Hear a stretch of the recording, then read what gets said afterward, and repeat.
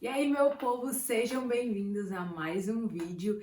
E hoje vamos fazer um vídeo um pouco diferente. Vamos falar dela, a a autora que está no meu coração.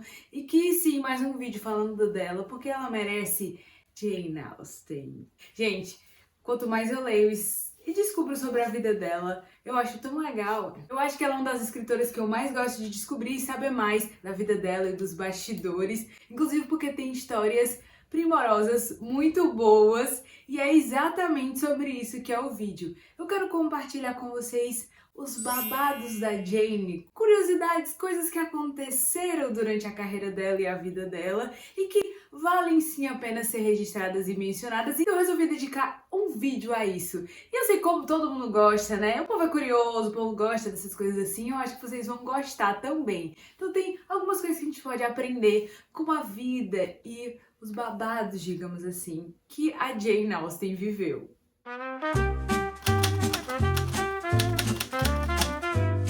O primeiro deles eu acho muito fofo porque tem a ver com o pai da Jane Austen, o Reverendo Austen, que foi um dos primeiros que acreditou no potencial da filha como escritora. Então, ali no final do século XIX, a Jane já tinha algumas obras escritas, mas apenas os familiares tinham contato com essa obra. Mas o pai dela não só se contentou em ler, como acreditava no potencial da filha, então escreveu uma carta para o editor londrino George Caldwell para ver se ele não estaria disposto a publicar um romance pouco conhecido, sabe? Orgulho e Preconceito. E eu vou ler a carta aqui para vocês. Prezado Senhor, tenho em minha posse o manuscrito de um romance compreendendo 3 volumes com a extensão aproximada de Eveline, da senhorita Burney. Por estar perfeitamente conciso no significado que teria uma obra desse gênero, se lançada por um editor de respeito, é que me dirijo ao Senhor. Ficaria, portanto, muito agradecido se o senhor me informasse, caso esteja interessado nela, quais seriam os custos de publicação a expensas do autor. E qual seria o adiantamento que o senhor estaria propenso a pagar por sua aquisição, na hipótese de vir a ser ela aceita? Caso o senhor demonstre interesse, estarei pronto a lhe enviar a obra de seu humilde servidor, George Austen. E sabe o que o Sr. Caldwell fez? Ele recusou a proposta e terminou sendo mundialmente conhecido como o editor que rejeitou Orgulho e Preconceito. Meu irmão, você errou feio, você errou rude e ó, a oportunidade passou.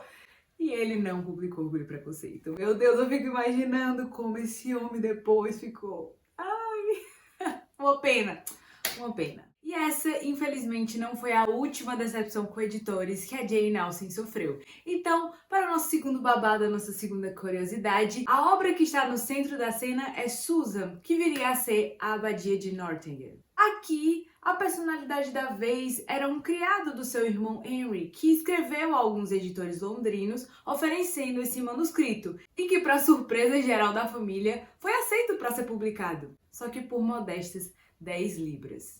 Apesar disso, existia o lado positivo de que finalmente Jane teria uma obra publicada e isso podia acarretar em outras também. Só que o livro nunca foi publicado e ela passou 6 anos sem saber por quê. Porque os editores nunca simplesmente deram nenhuma resposta. Não falaram nada, simplesmente esqueceram, sei lá, deixaram o manuscrito numa gaveta, ó. E ela ficou lá, esperando, e nunca foi publicado. Nesse meio tempo, ela conseguiu publicar Razão e Sensibilidade e teve um grande sucesso já na primeira edição. Yes! Ai, finalmente uma vitória! Uhul! E claro, Razão e Sensibilidade foi publicado por outra editora. Depois do sucesso feito com seu primeiro livro, a Jane Austen, muito esperta, escreveu para os editores da primeira, que compraram o direito de Susan, que é a Abadia de Northanger, e não publicaram, só que ela escreveu sobre um pseudônimo, para ninguém saber que era ela. Nessa carta ela alegava ser a autora do tal manuscrito Susan e que ela queria entender por que o volume não tinha sido publicado e se acaso ele tivesse sido extraviado ou deteriorado, ela enviaria um novo manuscrito para que eles, enfim, depois de 6 anos, publicassem. Caso contrário, ela receberia o livro de volta e publicaria de outra forma. E, para surpresa de 0 pessoas, eles devolveram o manuscrito e ainda pediram as 10 libras de volta. Ai, se arrependimento matasse, esse povo tava, meu Deus. Só nos resta imaginar a cara que esses editores fizeram quando descobriram que aquela tal escritora de Susan era a mesma de Orgulho e Preconceito, a Lady, como ela assinava suas obras. De Orgulho e Preconceito, de Razão e Sensibilidade, que estava fazendo o maior sucesso. Apesar de tudo isso, essa obra só chegou até nós, junto com Persuasão, depois da morte da Jane Austen, por causa, muito obrigado Henry, seu irmão, que era muito dedicado a ela e que publicou essas duas obras depois do falecimento da autora. E também revelava a verdadeira identidade da Lady, ou a senhora que assinava os livros, sendo a sua irmã, Jane Austen.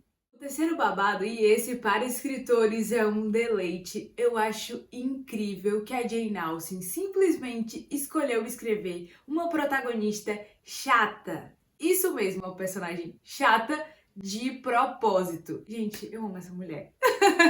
Parece estranho, mas é verdade. E eu estou falando da protagonista Emma, do livro de mesmo nome. Jane escreveu Emma em pouco mais de 3 meses, o que é até bem rápido. Em uma das suas biografias é mencionado que ela se divertiu construindo essa personagem, mas ela sabia que provavelmente só ela e ninguém mais iria gostar ou suportar Emma. Uma personagem um tanto teimosa, um pouco metida, que adora se meter na vida dos outros, mas foi tudo feito de forma intencional, para revelar todo esse estilo irônico e de humor que está tão presente nas suas obras. Então o texto mais cômico, na minha opinião, e que fala mais esse lado da Jane como escritora é Emma, sem dúvidas. Porém, aí que vem o babado forte. Porque depois que ela publicou esse livro, que ela sabia que a personagem era chata, as opiniões da crítica foi meio morna, uma galera gostou assim, mas não gostou tanto, uma galera criticou, foi uma coisa meio blé, né? Apesar, disclaimer, eu gosto muito desse livro. Porém, a Jane enviou os 3 exemplares do livro para uma outra autora chamada Maria Edward, inclusive a Jane admirava muito ela,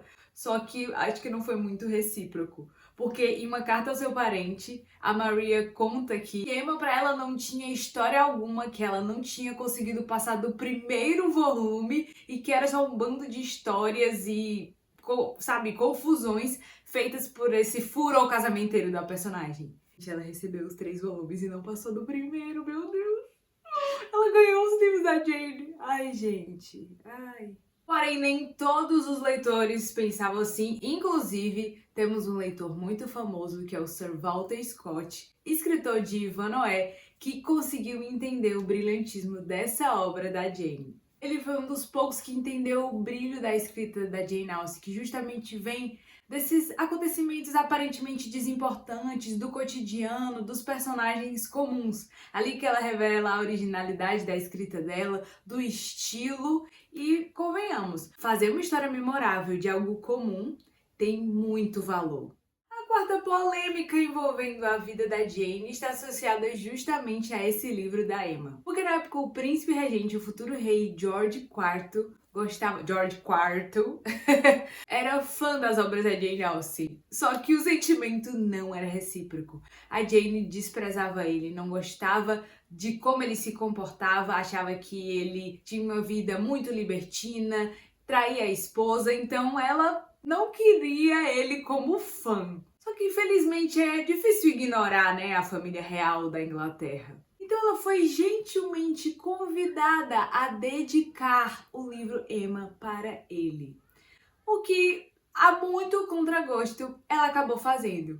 Mas o mais interessante é que a ironia de tudo isso, porque o livro justamente vai ridicularizar, criticar a alta sociedade inglesa e com costumes que estariam muitas vezes ligados a esta figura do príncipe regente. Então ficou tudo... Tem um humor aí, ela fez meio do contra. Claro, ninguém gostaria de dedicar, né? Eu, pelo amor de Deus. Então, apesar dos desgostos, a ironia tá ali presente nisso. E para finalizar, uma coisa que talvez vocês não saibam é que muitas das cartas da Jane Austen foram queimadas pela família, principalmente pela sua irmã Cassandra. Algumas pessoas pensam que isso é para tentar preservar uma imagem da irmã ou pela opressão que a família fazia, mas, gente, devido a tudo que eu contei até agora, o apoio dos irmãos do pai, isso não faz muito sentido. A ideia mais plausível seria justamente para preservar a intimidade da irmã. E olha, eu acho que isso faz muito sentido. Imagina, é uma autora que já ficou famosa na época e que até hoje a gente lê os livros dela e quer saber mais sobre a vida dela, inclusive por isso que eu estou fazendo esse vídeo. Imagina ter toda a sua intimidade, todas as suas cartas expostas. Então, muitos acreditam, e eu gosto de pensar assim também, que foi para preservar um pouco da intimidade e das coisas mais pessoais da Jane, que com certeza estariam ali expostas nas suas cartas. Claro, por um lado é uma pena, principalmente para os fãs e biógrafos da Jane Austen, mas acredito que dá para entender. Eu fico imaginando, meu Deus, tudo que eu escrevi, os prints do WhatsApp depois que eu morrer, não que eu, né, só se Deus quiser, mas comparando a Jane Austen, mas se bota no lugar dela, será que você queria que todos os seus prints e coisas do você já escreveu fossem expostos e divulgados para todo mundo? Dá pra entender. Eu consigo entender bastante a irmã dela. Esses foram alguns dos babados da vida da Jane. Se você conhece mais alguma curiosidade, coloca aqui nos comentários. Se você gosta desse tipo de vídeo e quer de algum outro autor, também comenta aqui. E claro, não esquece de curtir, se inscrever no canal, ativar o sininho e nos vemos no próximo vídeo. You sit by the window, the sun sets aglow, with a pen in your hand.